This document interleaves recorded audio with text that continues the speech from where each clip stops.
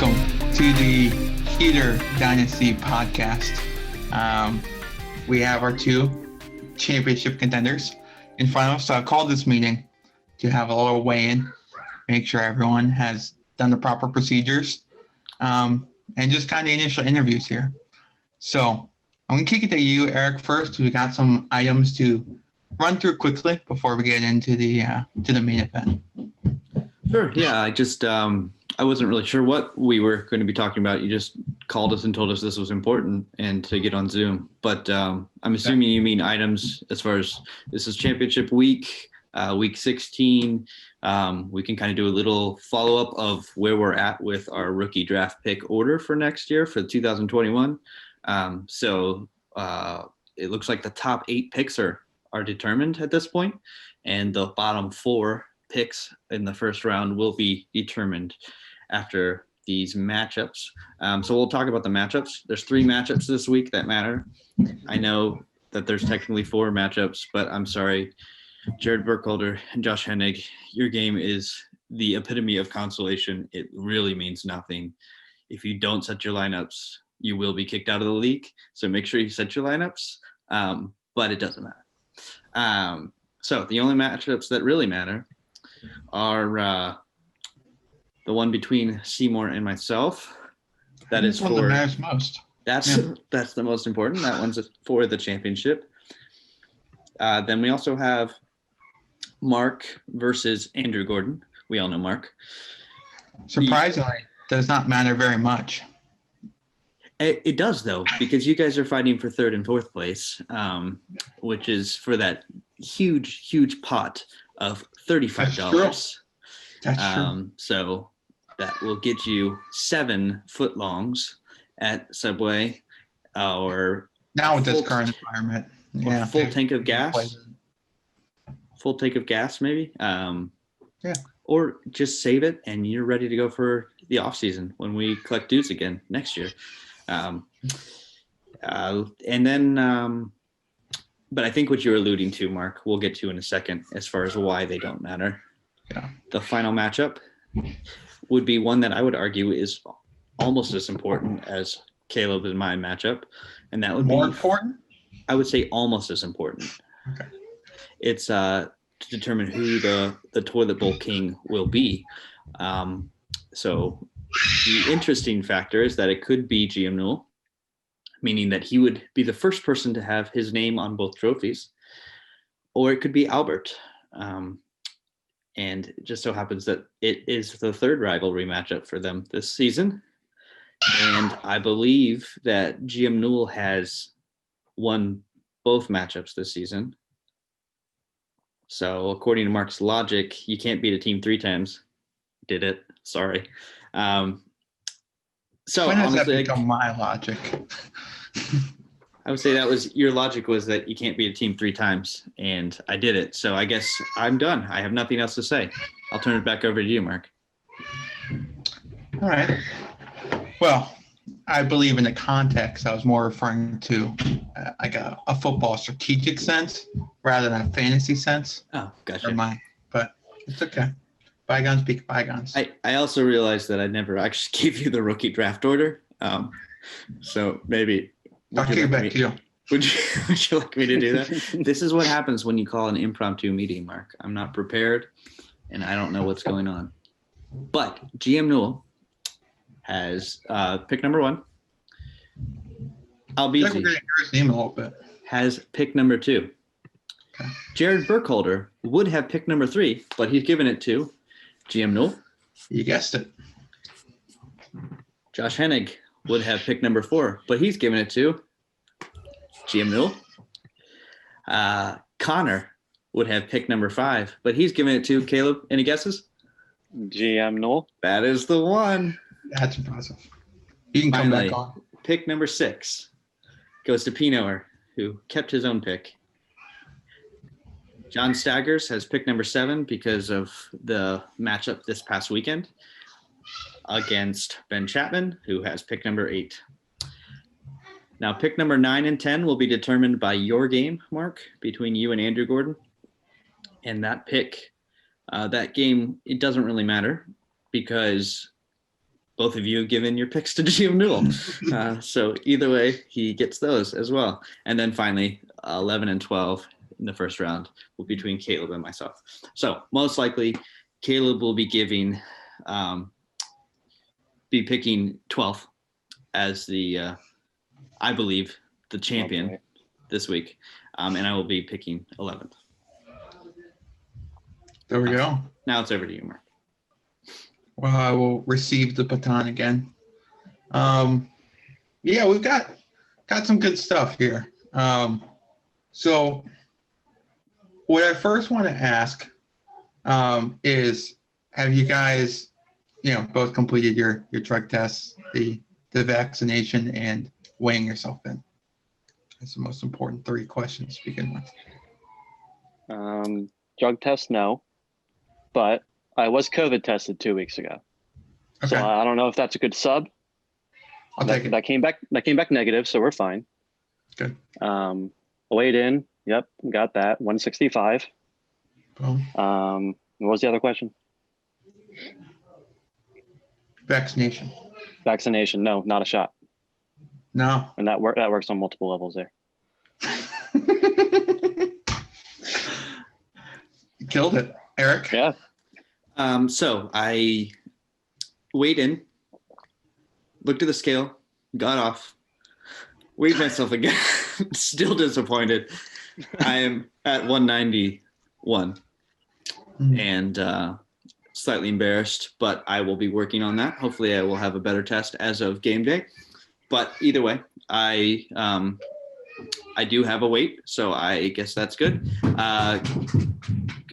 Drug testing, I actually sent you in the mail, Mark, my drug test. So it should be arriving any moment now because I sent it last night, overnight. So you might actually want to just go check outside, see if it's sitting on the porch. Okay. I'll wait. Thank you. Okay. But yeah, No, anyway. right now. I will say I was a little embarrassed. I didn't drink enough water, so it is a little yellower than I would want it to be. But I should be drug-free. And as far as vaccinations go, I tried to get the COVID vaccine, but they told me I wasn't important enough or old enough. So I settled for the flu shot. Does that work? So they said no shot? They said I had no shot of getting it, yes. But I did get the flu shot in my arm. All right. Well, thank you for both doing the due diligence in that regard. Seymour, I'll ask you this question first. So this is a little bit more about your background, how you got into fantasy football and, both your prowess in these regards. When did you realize you had what it took to compete at the highest level? Seymour first. I'd say it probably goes back to high school. I'll bring it back to high school sports again because that's what we like to talk about in our small Christian schools. Max I would Preps? say, yeah, absolutely. Max Preps, all of it. I would say probably the 5 championships that I won in high school between 2 different sports, mostly against Ben, which is very important. Dumbass Danubia. I would say that really propelled me on into my fantasy career, where I've won many championships, and maybe, just maybe, one more this weekend. How many championships have there been in fantasy? Too many to count, Mark. Wow. Now that's a perfect answer.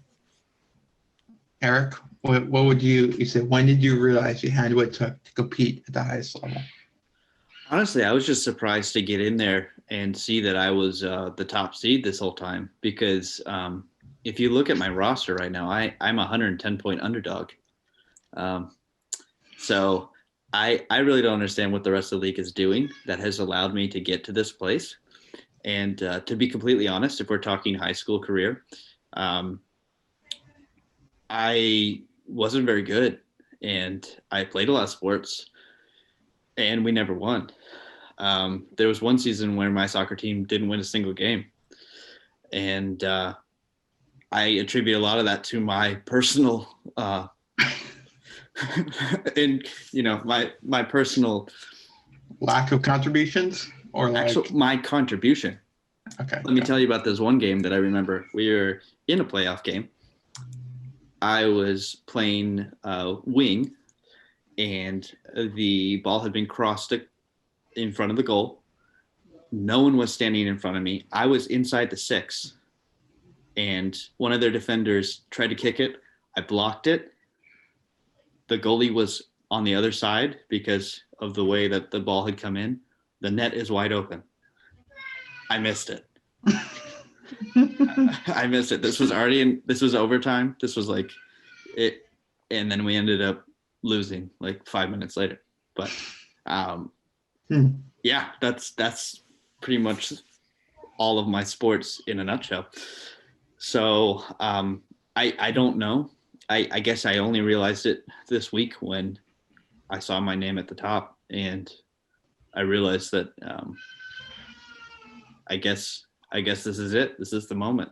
I have a chance statistically, since there's only 2 of us, but I really don't know how I'm going to possibly beat him when I'm only supposed to be projected for like 84 points this week. It is crazy you've gotten to where you are with Ryan Fitzpatrick in the starting lineup. You know, he started out really strong, but then this kid named Tua came in and has really blown up my season. I guess somehow in a positive way, with all that going on. It's amazing. Well, yeah. A couple of weeks ago, I guess Ryan Fitzpatrick had a chance to end the game and scored a couple points for me. But it's been more of a just watching the other teams score less points than me than a really big performance on my part. Gotcha. So I guess for you, Eric, and then we'll ask the same to Seymour. What advice would you give for the kids who are out there listening to this podcast currently, who are interested in following in your footsteps? What advice would you give to them?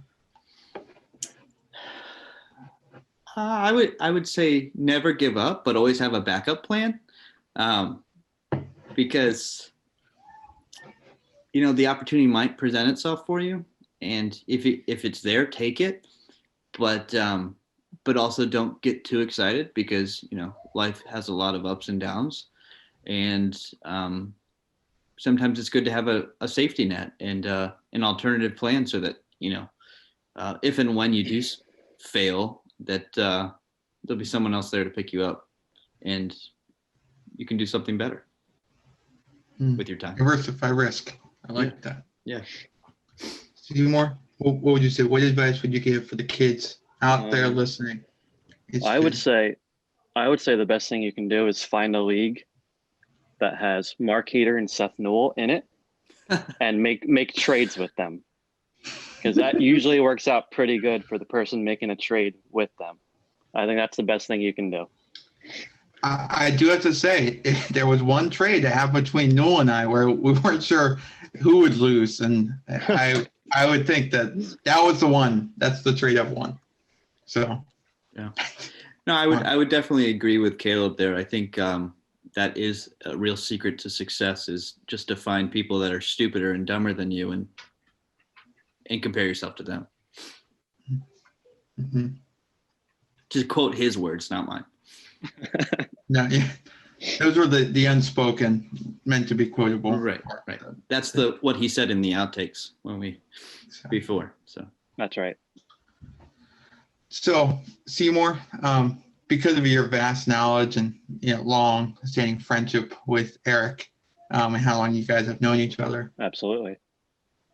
On a scale of 1 to 10, how much do you like him? 1 being hate his guts, 10 being you love him like a brother. Let's see. Since our friendship is just so established, I would say we're probably at a 7. If I can use decimal points, maybe we're like a 6.9. Nice. But no, I'll probably stick with 7, just to keep it professional. Okay. I like it. Cristiano Ronaldo, just Absolutely, 7. That's my number too. So it all works out. Yeah. Eric, same 1 to 10. It's reading awkward stuff. because after his glowing review of me, I don't actually like him that much. So I was gonna say like 2 or 3, but to keep it professional, I'll say 2. That's good. That's perfect. Yeah, I like that. Yeah. Thanks for keeping it professional, because Yeah, absolutely. um He'll always be 2 in my book. all right. So let me ask you this one. What would you both like to say? And I guess I'll start with Eric here, kicking it back to you. What would you like to say to your opponent, Caleb Moore?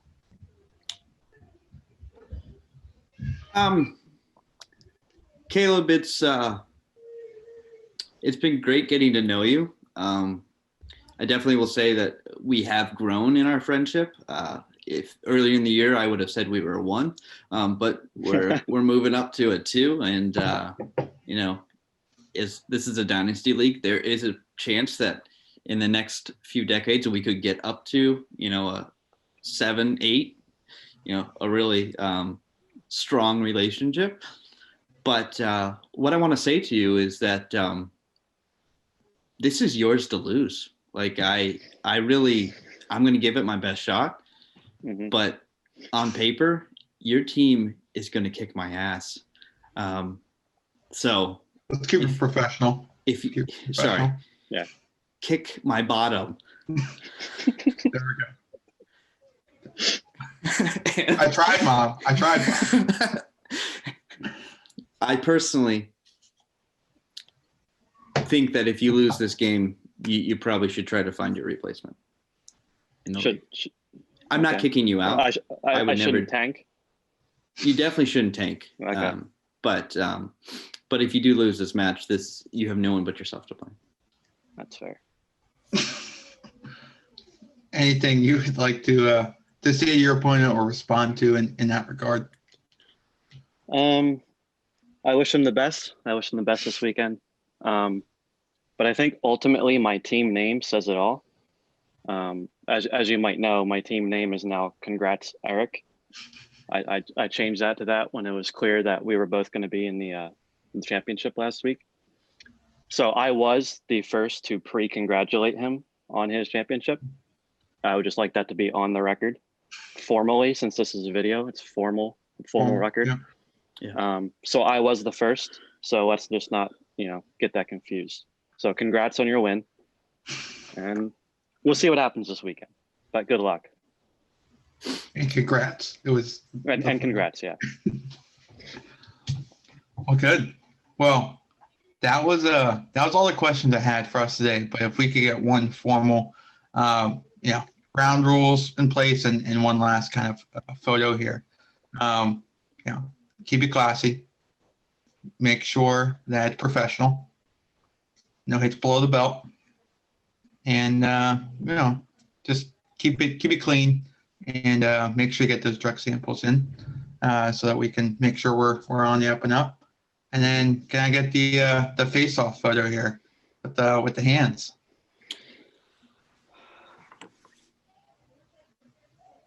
Oh no, Eric, you gotta. It's a fist. Oh, I'm a lover. I'm not a fighter. I'm sorry. And there we have it. So tune in. Starts one recording tomorrow night, Thursday night, and then maybe we'll find out by Sunday. Maybe we'll carry through the weekend, but we should have our champion next time we're talking. Very cool. Congrats, Eric. Caleb, I would just say, just make sure that you check your mail over the next couple of days. Okay. Yeah. That's good. Just in case I accidentally sent my drug test to the wrong address. There you go. All right. Well, thanks for joining my impromptu meeting here and for giving us a little flavor before the big matchup. For all tuning in, should be a fun one. We'll see if the boys out in Texas Monroeville, That's right. who've been getting hot here. Lamar coming back, and if you guys want to put up, see if they can take down our number 1 seed. So, Mark, The favorite, the 1 seed and the favorite. Definitely the best looking in this room. But Mark, you didn't have a chance to kind of talk about your matchup at all. Is there anything you would like to add about your not as important, but still, I mean, notable matchup? well, I'm feeling very confident now that I have the boy Marcus Mariota. Picked him up just for this week.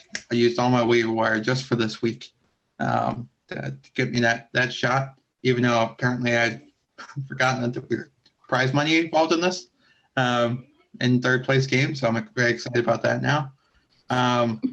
But yeah, It makes sense that money would be important to you since you're, living in your parents' house now. But exactly. Just goes right to, I guess, a bank account at this point. Yeah, not a lot to say other than Travis Kelce and Tyreek Hill. Hope they continue carrying me, and I hope that my running backs get their act together for this week, but really for moving forward. That's really been I would have said coming into this that I was potentially the strongest running back room, and now I would say I'm limping across the finish line in that area. That's been very disappointing. so you have Todd Gurley, Ezekiel Elliott, Raheem Mostert, Leonard Fournette finally got to play. That was nice. Yeah, It's a great for- trade, Mark. For great trade. for 1 week. We'll see if he does the same this weekend. Who else do you got? Darrell Henderson, who was not in the picture at the beginning, then in the middle of the year got in the picture. Wow, I have another legitimate one. Back to not in the picture. He's in the picture this weekend though. He is in the picture this weekend, but I mean, moving forward, I don't know if I've got him long term. Oh, but I do have every Falcons running back. So when whoever goes, whenever Curly is done, I've got every backup there. Which I would say is in 2 weeks, but go on. Exactly. Yeah. So again, I'm more thinking about for the future, but for this week, you're correct. I've got Gio Bernard as well to throw in there. You have a pretty opportunistic running back room for this upcoming weekend. This weekend, I do have some options. You could always put Jonathan Taylor in there too. No, I don't have him anymore. Oh, you don't have him anymore. That's right. Yeah. That's right. I don't remember what happened, but He's on my team. oh, that's right. Yeah, that's all I got. Well, best of luck to both of you. Congrats, Caleb. I'm really excited for you. And Mark, congrats to you as well. Thank you. I hope so. Deuces.